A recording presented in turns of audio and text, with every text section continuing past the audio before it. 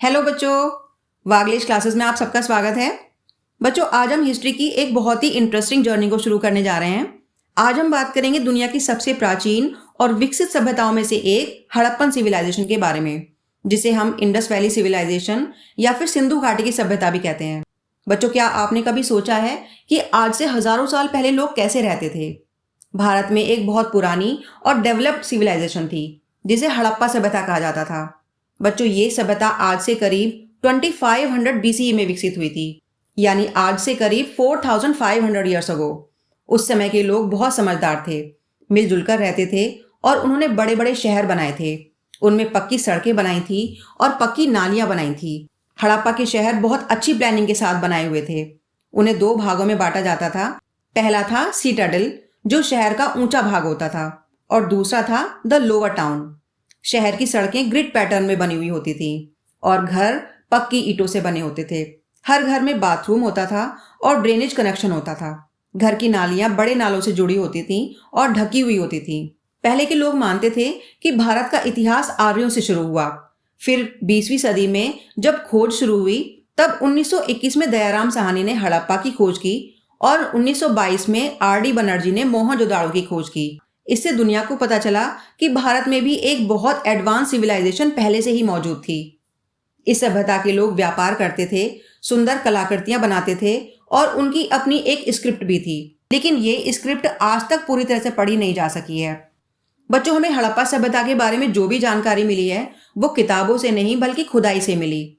जब आर्कियोलॉजिस्ट ने हड़प्पा और मोहनजोदाड़ो में खुदाई की तो वहां उन्हें पुराने बर्तन, घर, आभूषण, मूर्तियां और भी बहुत सारी चीजें मिली। इन्हीं चीजों के आधार पर हमें पता चलता है कि उस समय के लोग कैसे रहते थे, क्या पहनते थे और उनका जीवन जीने का तरीका कैसा था। तो सबसे पहले चलते हैं हड़प्पन सिविलाइजेशन को स्टडी करने के लिए क्या क्या सोर्सेज थे। Sources for the study of Harappan civilisation.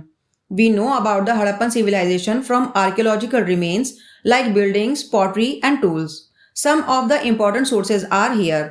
तो सबसे पहला सोर्स आता है द ग्रेट बाथ।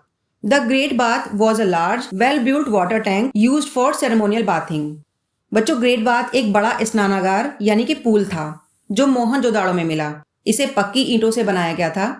ये ग्रेट बाथ 12 मीटर लंबा था, 7 मीटर चौड़ा था और 2.4 मीटर इसकी गहराई थी। इसके पास में ही एक कुआं था। इस कुएं से ही इसमें पानी भरा जाता था और उसे इस तरीके से बनाया गया था कि इसमें से पानी एक बूंद भी लीक नहीं होता था। इससे पता चलता है कि उस समय के लोग इंजीनियरिंग और निर्माण कला को बहुत अच्छे से जानते थे। ग्रेट बाथ का यूज धार्मिक या किसी इंपॉर्टेंट ओकेजन पर सेरेमोनियल बाथिंग के लिए किया जाता था। नेक्स्ट पॉइंट आता है the citadel. The citadel was the raised part of the city where important buildings such as the great bath, the granary and the assembly hall and the ruling classes were located. बच्चों, citadel ईंटों का बना हुआ एक platform होता था। इसी platform पर सभी इंपॉर्टेंट बिल्डिंग्स होती थी, जैसे कि the great bath, the granary and the assembly hall. ऐसा माना जाता था कि वहां पर रूलिंग क्लास के लोग रहते हैं। इससे पता चलता है कि उस समय समाज में अमीर और गरीबों के बीच में अंतर किया जाता था।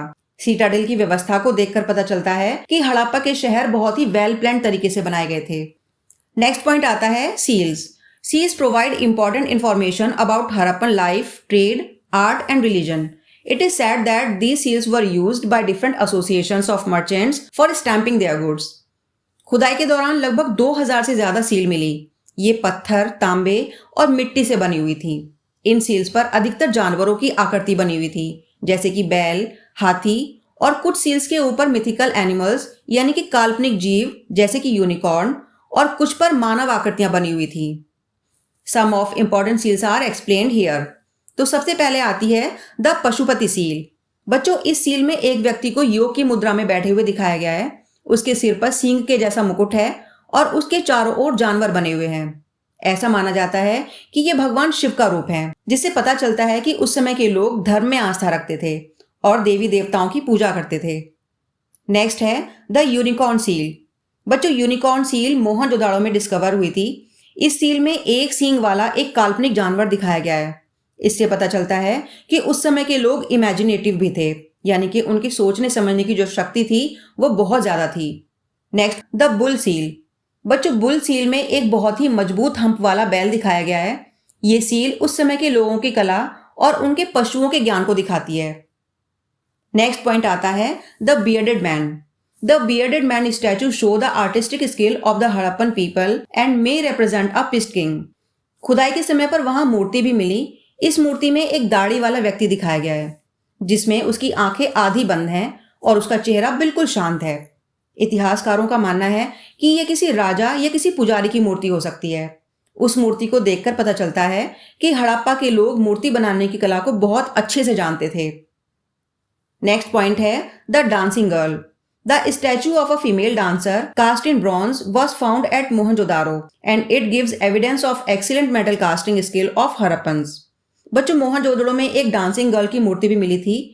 ये कांसे यानी ब्रॉन्ज की बनी हुई एक छोटी सी मूर्ति थी जो ये दिखाती है कि हड़प्पा के लोग मेटल कास्टिंग यानी मेटल से मूर्ति बनाने में भी बहुत निपुण थे।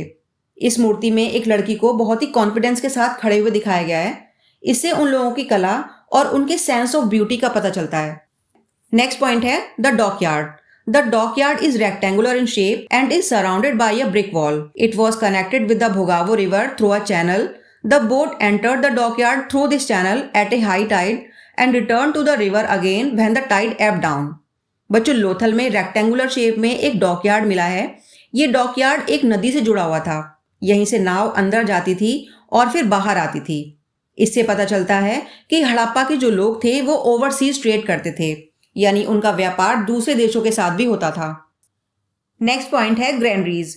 Granaries shows that the Harappan had proper storage facilities for food grains. बच्चों, उस टाइम पर अनाज को सुरक्षित रखने के लिए ग्रैनरीज बनाए जाते थे। मोहनजोदड़ो में सीटाडेल के वेस्ट साइड में एक बड़ा स्ट्रक्चर मिला है जिसे ग्रेट ग्रैनरी कहा जाता है, जो ग्रेट बाथ के साउथ वेस्ट में है। ग्रेट ग्रैनरीज साइज में लगभग 45.71 मीटर लंबा है और 15.23 मीटर चौड़ा है। लेकिन सबसे इंपॉर्टेंट बात यह है कि यहाँ पर जले हुए अनाज नहीं मिले, इसलिए कुछ स्कॉलर्स डाउट करते हैं कि यहाँ सचमुच ग्रैनरी था या नहीं।